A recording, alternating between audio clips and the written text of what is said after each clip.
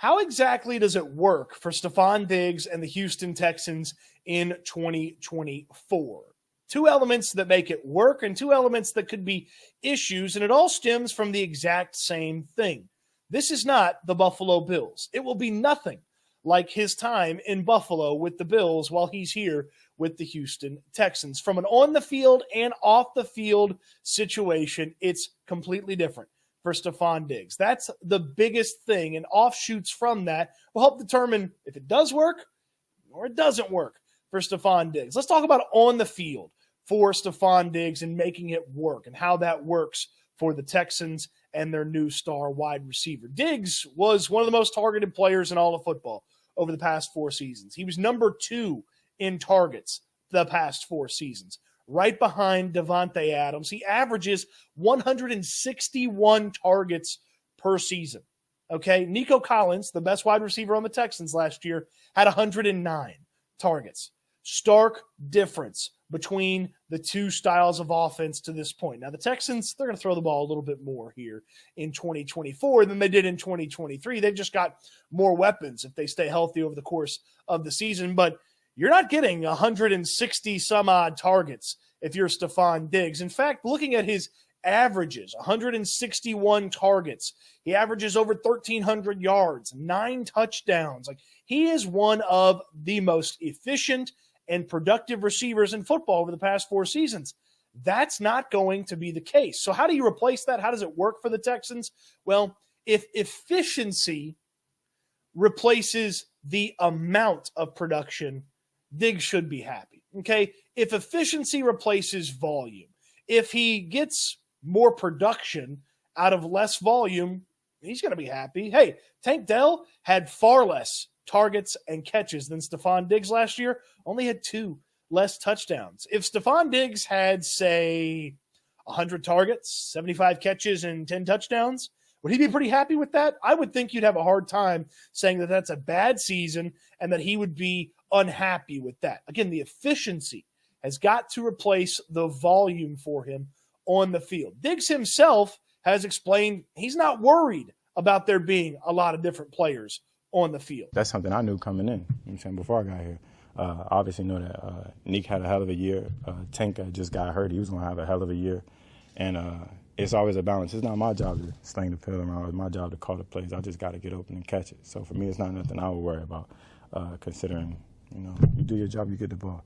And I feel like this offense is one of those offenses that got a lot of horses in the stable, you know what I'm saying? You let them all loose, we'll figure the rest out. Now let's look at how it might go wrong, what maybe won't work for Stefon Diggs when it comes to being on the field with the Houston Texans, okay? Different than Buffalo, if the efficiency's not there and the overall amount of volume for Stefon Diggs is not there, those are both low. I mean, I could see where that's an unhappy wide receiver, and he's not too thrilled with how the offense is operating. Again, one of the most targeted players and one of the most productive players over the past 4 seasons. If all of a sudden he's not getting the ball at all, and when he does get the ball, it's only for a handful of yards here or there. He's not scoring touchdowns. He's not making big plays. Remember, Stefon Diggs had, not necessarily guaranteed money, but had years on a contract wiped away, converted into some more guaranteed money, and it's a 1-year situation with the Houston Texans. He's 31 years old by the end of this season. A lot of wide receivers in the NFL aren't super productive into their 30s. There's only been a handful of wide receivers 31 or older that have been successful, 1,000 yards or more in the past 10 years or so. Okay, there's only been about a dozen of them. Okay, a lot of them happened recently. In fact, just last year, Keenan Allen, DeAndre Hopkins among them. But Diggs wants to put up some big numbers or some efficient numbers and find himself with an opportunity next year to go out there, sign a big contract, play for somebody else, or have the Texans invest in him, reinvest in him, and keep him around in an atmosphere that he enjoys. Quick minute for my friends at Urban Furniture and Decor. Hey, if Stefon Diggs needed his new place in Houston furnished, he should go to Urban Furniture and Decor. He should check them out on the website, urbanfurnituredecor.com, and see the incredible prices that they have and the huge selection. Something for everybody. Living room, dining room, accent pieces. They've got it all, specializing in furniture made in Turkey, but have something for everybody. Whatever your style is, they can get you something that meets and matches what you want out of your furniture.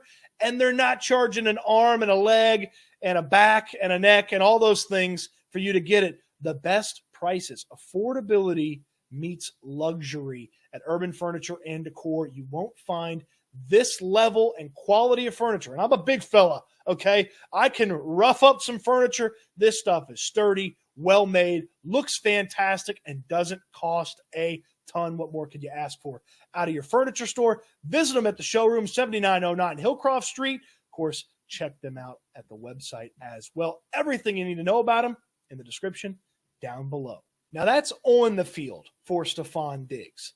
How exactly could it go bad off the field or go right off the field? Well, Stefon Diggs has said and done all of the right things since he's been a member of the Houston Texans. He's talked about how exciting it is to be on the Texans. He's smiling a lot more. He feels embraced by the organization. He feels like he can be most successful when he feels loved by his teammates and by an organization, and he's getting that from the Houston Texans. Plus, I have a high level of faith and trust in DeMeco Ryans and CJ Stroud to be leaders, to be guys that can take care of what Stefon Diggs may want to talk about, the needs that he has within this offense, within this locker room. And again, the motivation for Stefon Diggs is to be a successful teammate and have some success with this organization so that it leads to more football for him in the future. That's Stefon Diggs' goal while he's here with the Texans. And if he's a productive player on the field, but all we hear about is, over in the locker room, it didn't really work out. A perfect locker room from the year before, he got added and it wasn't as perfect. That's not going to play well for Stefon Diggs out there on the open market. Players talk to other players, GMs talk to GMs, coaches talk to coaches. So Diggs, I don't say that he's like got to be some Boy Scout, be somebody that he's not. He said all the right things, and I have no reason not to believe Stefon Diggs. Plus, he is working out so much. I feel like he's putting in so much from an off-the-field standpoint, showcasing that via social media, showing up for OTAs and minicamp as well, practicing, working really hard at those OTAs and minicamps. He's doing all the right things, and that family environment, that embracing of the star that is Stefon Diggs, okay, that is something that the Texans can bring to the table, a coach that he can relate with a lot more, a quarterback that he can vibe with a lot more than he did previously at his last spot, an organization that, frankly, should find themselves as successful or more successful than the organization he has been playing with for the past couple of seasons. The Texans certainly have high aspirations for 2024. Now, as far as what doesn't vibe or jive with Stefon Diggs, if this is a losing team, it's not going to be good for Stefon Diggs. He's talked at length about how he wants to win. They didn't win enough in Buffalo for him. Okay, think about it. Buffalo, one of the most successful organizations over the past few seasons, they didn't win enough in Buffalo. And he's kind of pushed off some of his perceived crabbiness on, hey, I wanted to win.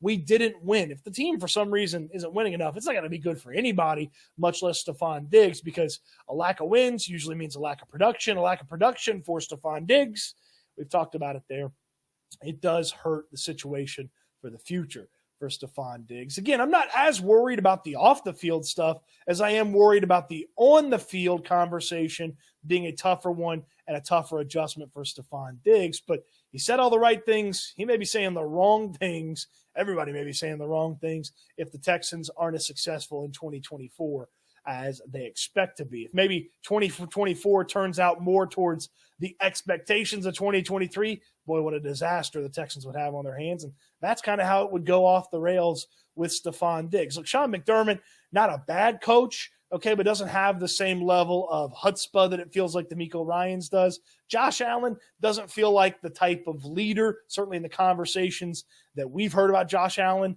that CJ Stroud feels like.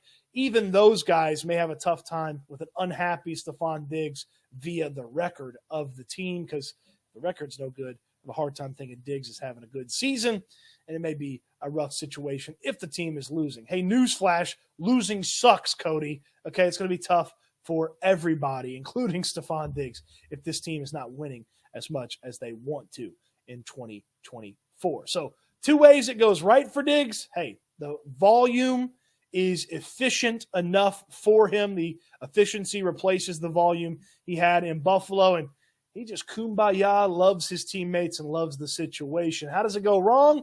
Yeah, he's an underfed wide receiver, and the team's not very productive. Those are the ways it doesn't work for Stefon Diggs. Does that work for you as an explanation for how it works and doesn't work? Let me know in the comment section down below. Appreciate you getting active in the comment section. Hope you enjoy it. Hey, I said it there. Everything's better when you're winning. Everything's better with your furniture when you're getting it from Urban Furniture and Decor. Luxury meets affordability at Urban Furniture and Decor. Visit the website. Look at all the beautiful furniture that they have. They ship across the 48 states. Go visit the showroom at 7909 Hillcroft and see this gorgeous furniture. Something for everybody. From the living room to the bedroom, dining room, they have it all. Every style, everything you could want in furniture, they have access to it at an incredible price. Specializing in furniture that is gorgeous, but not breaking the bank to bring it to you. You got to go see the showroom at 7909